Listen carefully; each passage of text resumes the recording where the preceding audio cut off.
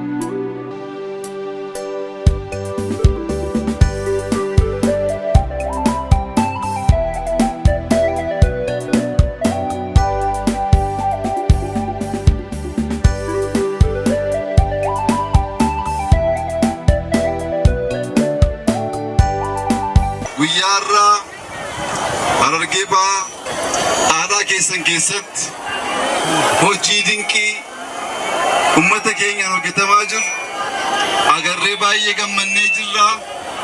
Baga gammaddan jabaadhaa nuu jiraadhaa jechuun barbaada.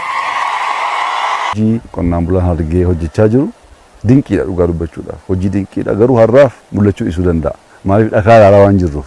Oolee buleeti bu'aansa kan mul'atu hojiin kun tuufuu qabaa jabaachuu qabnaa cimuu qabnaa ijoollee keenyatti biyya kana ceessuuf falli jiru kanu.